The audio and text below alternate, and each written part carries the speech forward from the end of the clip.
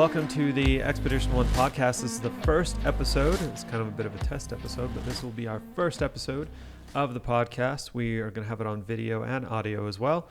This episode, we are going to be talking about basic product development that we have going on currently for the 2021 year, and some of the things that are affecting that are affecting production, things like that, things that we're going to try and do to speed things up, to get the product out to the people as fast as humanly possible. And some of the stuff that we're excited about doing that's going to be coming along.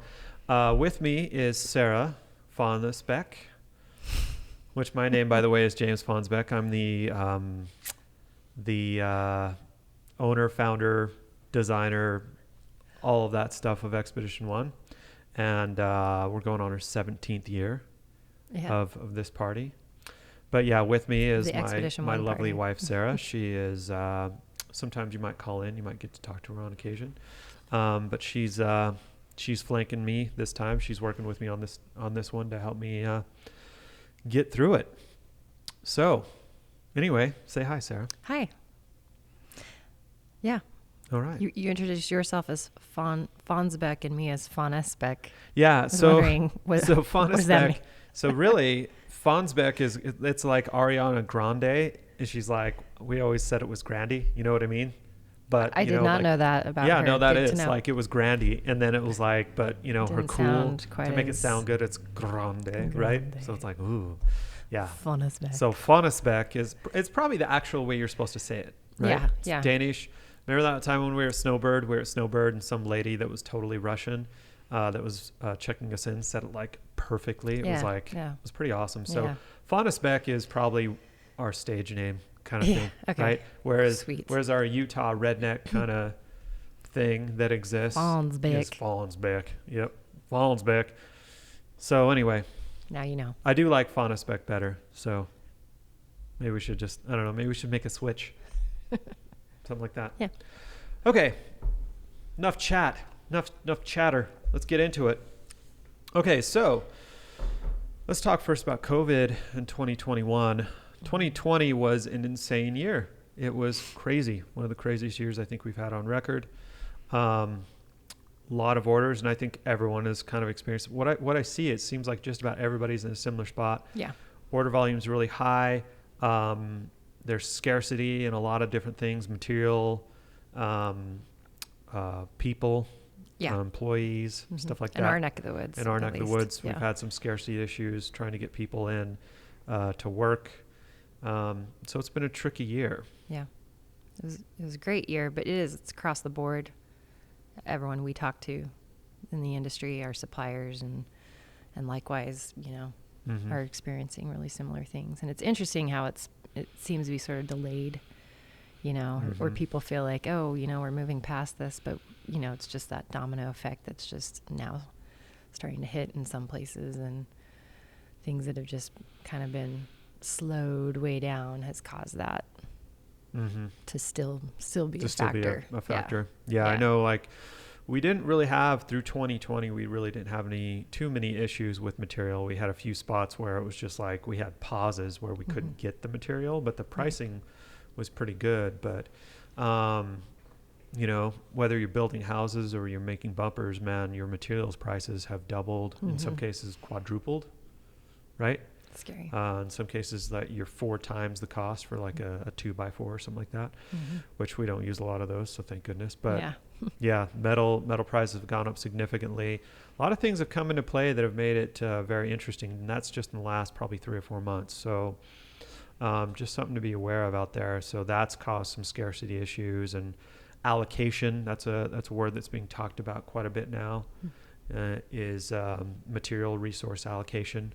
That's why the price is going up, and they're doing limiting stuff like that, we're still fine. I mean, we'll get through it. And I think from everyone I've talked to, you're going to have a kind of a correction or settling probably third quarter. And they think a lot of it's associated with the mills that are producing the material shutting down and not being operating. And now that they're up and they're operating, they're just behind by a lot. And so in certain instances, it's kind of like there's also speculation associated with politics and the election and everything like that, that there's some holdback. But I think really you'll see everything correct, because I think a lot of it is also that a lot of money is being allocated in different areas because a lot of people are spending money on goods rather than travel and things like that. So I think you'll have kind of a little bit more of a balancing once we kind of see an end to COVID, or see it kind of the lockdowns kind of dissipate and people getting out and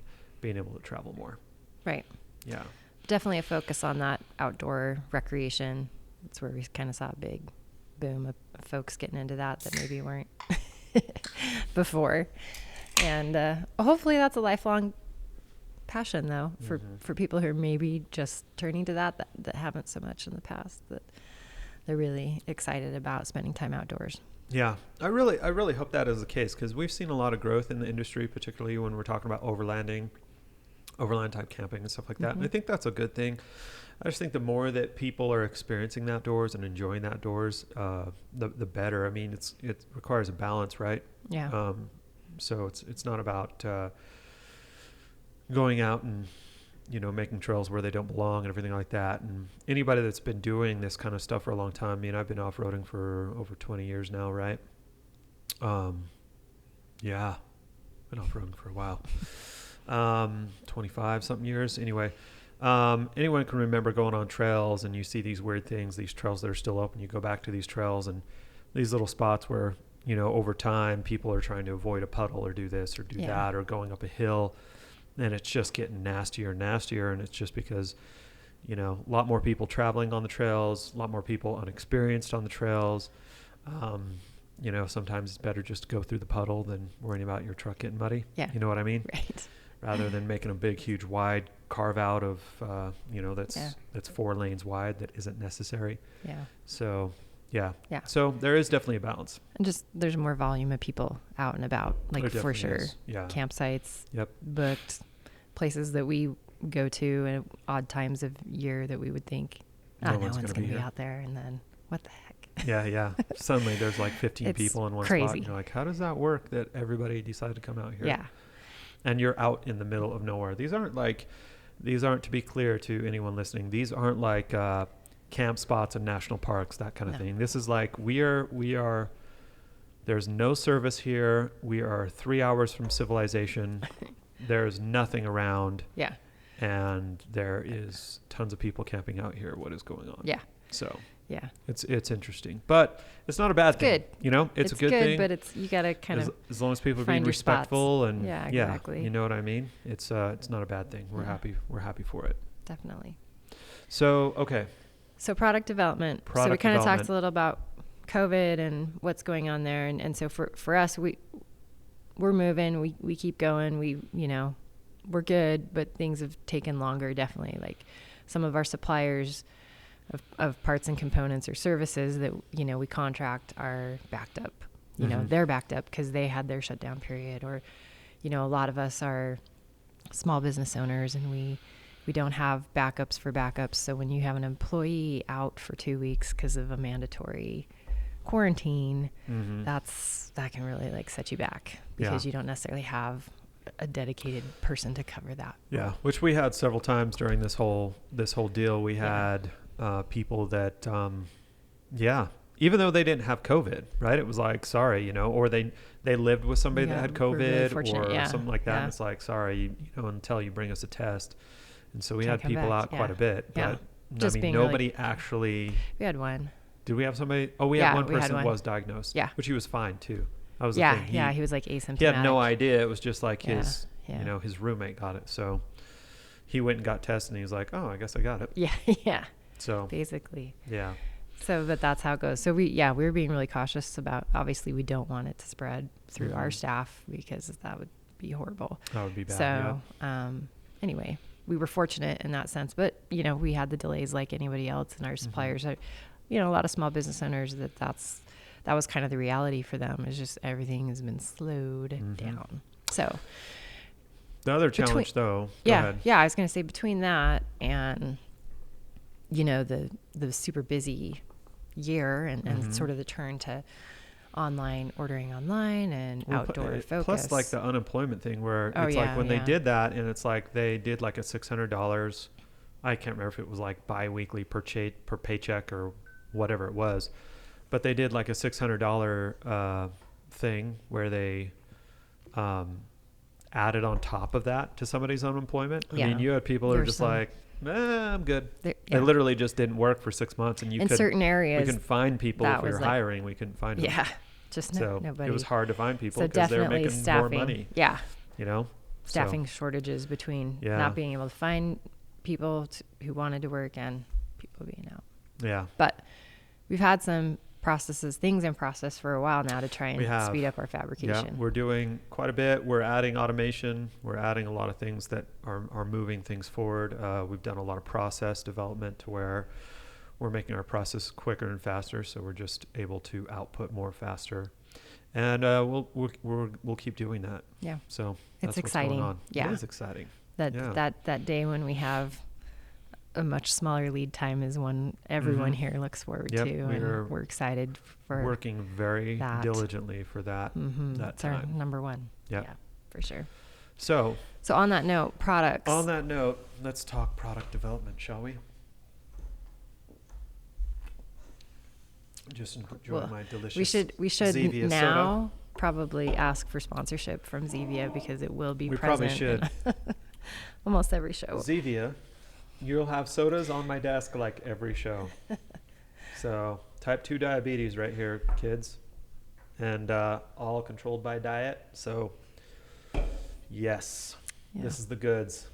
If you have diabetes, thank goodness you should try for it Zevia. out. Unless you like aspartame or that kind of crap, but I think that stuff's gross. So I'd rather stick with Zevia's natural. So I'll take a natural sweetener personally.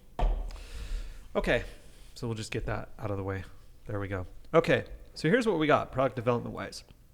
And I'm going to go by this. I'm literally going through my product development list right now, and that's what I'm reading from. So I'm going to turn it sideways because it's easier, because it's like kind of a wide list, if that makes sense. But so a few things that are happening right now. We did just barely finish. I have F450 bumper dual swing out for 41-inch tire. That weighs really a lot of pounds. Yeah. We did that. That's called the Extreme Duty. Duty.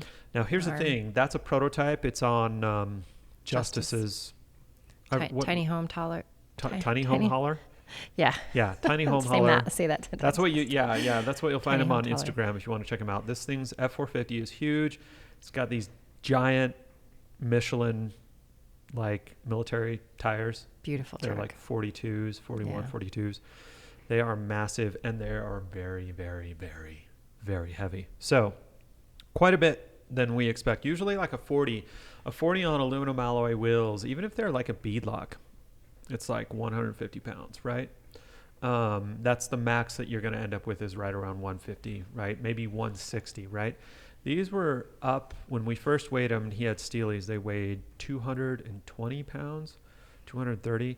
And they got that down to like 207. So by doing an aluminum alloy wheel, but still really heavy. So he asked us to build a specific tire carrier. It's ultra beefed up tire carrier, and we'll see how it goes, right? It's one of those where we did a lot of work, heavier duty spindle, hub assembly, much more boxing, thicker gauge. I mean, it's pretty gnarly what we did.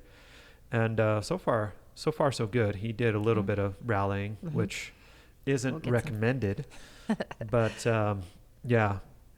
just a PSA, by the way. Anybody that's running our dual swing out tire carriers, you bought a vehicle for the purpose of carrying a tire, which I presume you're planning on going out and exploring the desert and everything like that. You're not, it is not like you're Ivan Stewart, okay? That's not where we're at here, okay? You are not Iron Man Ivan Stewart rallying through the desert on the Baja 1000. If you drive that way, it's not going to last as long as you want it to. Let's just put it that way. They weren't really designed for that. They were designed to carry loads and obey posted speed limits, and recognize if you're on a nasty road that you shouldn't be beating the heck out of your car. Yeah. So just a quick PSA. There's a different design element between the pre-runner racer stuff and the overlanding gear. Different focus, different goal. Yes. Yep. So different, treat it as such. Different design methodology. Yeah. Same thing with your roof racks and all that stuff. If you want to drive your car like you stole it, you might want to think about that stuff. because most stolen cars get pretty damaged. So if you're going to drive it that way, just don't be surprised. Okay. Just there we go. Glad we got that out of the way. Okay. So I'm just going to seriously go on my list. So the way I've got it set up, what's on deck right now, I am actually working on quite a bit of Sprinter stuff. That's what's happening. The 19 and newer Sprinters, that's a big deal. I'm actually developing. We've got some roof racks that are already basically done and developed. Bumpers are in development, and they're pretty much done. We're right there. And I also have a ladder that's on there. So that's pretty cool. That's what's happening. If you're a Sprinter fan out there, that's coming. So the new 2020 Chevy and GMCs, we actually have one. I don't think you can see it behind me in the camera.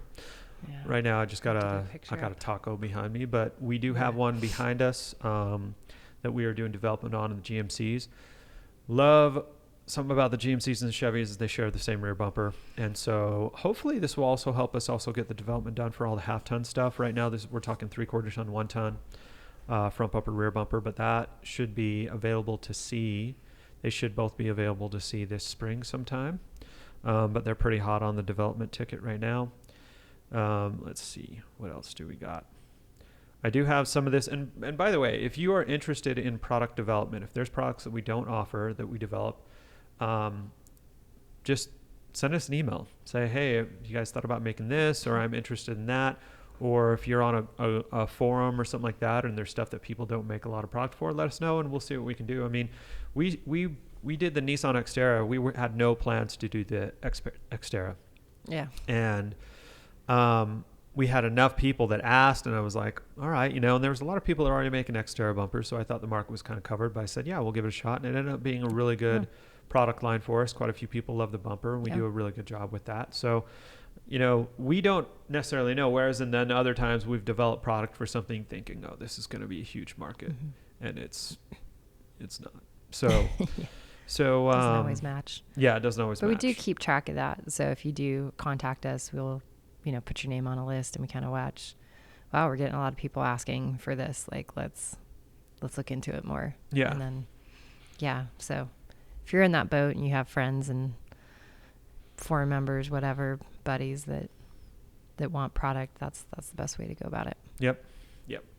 So, okay. And so behind me right now, I've got I'm not going to get into detail what we're developing, and we already have a pretty good product line for both the 4Runner and the Tacoma. But one of the things that we're working on is a sensor relocation bracket for the 4Runners. So I think it was 2020, maybe it was 19, it was somewhere in there.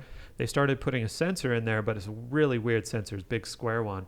Whereas most of Toyota's other sensors, they were just putting in they're putting behind the emblem, right? Which is nice and clean and easy. Not sure why they didn't do that on the 4Runner. For whatever reason, they didn't. So it sits underneath, and it's kind of like a big boxy thing. And unfortunately, our original design that's basically where the winch sat. So where at least the top part of, like, if you did an integrated solenoid winch, that's about where it sits. So we're going to develop a relocation bracket that's in the works right now, so people that are wanting to have that forward sensor will still be able to have it. So that's being developed. I've got a Tacoma behind me, which we're also doing a little bit of development for. I won't get into depth in that, but some of it has to do with, I'll give you one little thing, is we got some more rack designs coming for both of these vehicles that we're excited about. Little more overland driven, and a little more cost effective, actually, a little better pricing than our Ultra rack. So something to be excited about. Okay. We also have, I know a lot of people are waiting on this, but the GX470, we have a whole line of products that are in development. There's one just that way that you can't see in camera, but there's one just over here that we will be developing a whole line of stuff. There's also the GX460 front bumper for the 10 to 13. That is in development. I think you're going to hopefully see most of this stuff sometime this spring, probably by May. The most of the stuff that I'm talking about, you'll see all this by May. So let's see here. What else do we got? I think looks like I'm already done with it. I'll have to look at this. I develop a lot of products, so I get really... Besides the stuff that we just don't have our hands on yet. Yeah. Bronco. Yeah. Tundra. Bronco, Tundra, New Tundra.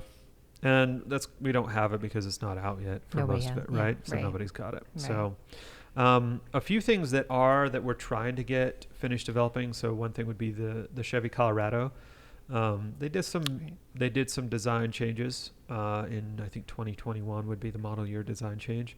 They look a little different, particularly the ZR2 is quite different. So we're doing some development on that. At least the front end. Everything else, the roof rack and rear bumpers and stuff like that are pretty much the same. Where is that truck? What one? The Colorado. It's right there. Oh. It's behind this door behind I was just like, it's not in its usual spot. Yeah. No, it's over there. So we have too many cars in here. We do have too many cars. So yeah, the Colorado, 2021 ZR2. Yeah, there's a few products that we're working on with that. And we do have that vehicle. So now I am going to do an episode coming up here pretty soon. I'm going to try and rope one of my friends into this episode because he's a longtime friend and he's a huge Nissan fan. And we both started with Nissans, right? As our off-road vehicles, we both started with Pathfinders. So we want to talk about some of the stuff that Nissan has going on and some of the cool stuff that they're kind of doing. And there's rumors that Nextera is going to come back. I don't think so because they haven't confirmed anything. But we're going to talk more about the new Nissan Frontier and talk a little bit about it, possible development. So I think those are kind of the big things on the list. Can you think of anything else? Ram 1500, 19 Ram 1500. Oh, yeah. That's one. Well, that one's close, really close. That one is very close. We've been working on that one for a while. Yeah, so the new Ram 1500 available for Rebels as well. We want to do a TRX version, but TRXs are a little bit seldom seen right now. So since they're a little bit rare, we're kind of waiting to see how that goes. Right. But if anybody wants TRX bumpers. We do have a lot of people ask us about Trailhawk bumpers in the 2019 model. Mm-hmm. And so we unfortunately never had one come through on our last group buy, but we're still open to doing that because we think the changes are going to be pretty minimal. And we'll probably do another group buy on those down the road. The Trailhawks are tricky. I'll just kind of tell you this right now. They're aluminum, right? The bulk of the bumper is aluminum. And so what's hard about that is that it's just there's more to the whole process in getting them done. There's multiple pieces, and the aluminum is more expensive, right? Yeah. This is how aluminum works. It's 1/3 the strength of steel, and it's 1/3 the weight of steel, right? So... And the Cherokees are, if they're going to still call it that next year, but anyway, the Cherokees are they're pretty they're mostly a car now. Okay, so they were always a unibody frame construction, but now they're in my opinion, they have a lot in common with an all-wheel drive car, like more like a RAV4 or something like that. But they are a step up, and apparently, as far as an off-roader goes, they are quite capable. So there's a lot of people a lot of people that really like them. So that's why we did our development, but we had to know that one of the realities is when you're going to add that much weight to the front end, you put a lot of strain on the suspension components and everything like that. So to keep the weight down, we went with aluminum. We thickened what we would do. Normally I would probably have done 10 gauge steel on the outer shell, like we did on the FJs, but this time around we did 3/16 aluminum. And aluminum is it's a pricey material. Yeah. And it's pricey to process. Its time in finishing and grinding is about 3 times that of a regular bumper. Mm-hmm. Even though aluminum's softer, it's just that it gums up in the equipment a lot more. It's actually it can be harder to process. So aluminum's one of those where it just takes a little bit more time. There's way less margins. That's why we have to run them in groups. And that's how that works. And we are open to doing a 19, like you were saying. Right. It's just a matter of we need a 19. Yeah. Somebody wants to drop one off and for a while and let us do some. Not anytime real soon. Yeah. We just finished a group buy and we did a little backed up on other stuff. But if somebody wanted to bring it by for development, like sometime, what we need is we just need it to kind of get our measurements and get our information off of it initially. And that will often require taking apart the vehicle, but we take it apart, get our information, and put it all back together, and then you can have it back for a while, and then we'll get our development going on. So, is there anything I'm missing as far as product development you can think of? Not that I can think of. I'd have to look through my list. Yeah. Those are the big ones, though. Those are the big ones. Yeah. Okay. The Lexus, the Ram stuff. Lexus, Ram, Chevy, Yeah. GMC. Yeah. Some Toyota stuff. Yeah. Some expansion there. And then, we're just excited for the new stuff as it comes out. Lots of new cool stuff on the horizon. Mm-hmm. So, yeah. Yeah. That's it. That's the bulk of it. That's the right bulk there. of it. Well, and that effectively is our podcast, which is it's not very long podcast, but we weren't going for long.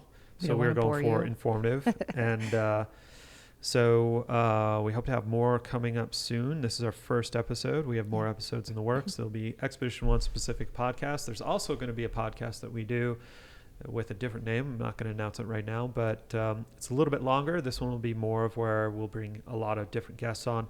This podcast will on occasion have guests. We're still going to try and keep it a little bit shorter, but we're going to have guests talk about interesting topics that come up. And then the other podcasts may also carry the same guest over into much longer conversations and more interesting topics. So, yeah. Thanks for chiming in, everybody. Thanks for listening, and we'll see you next time.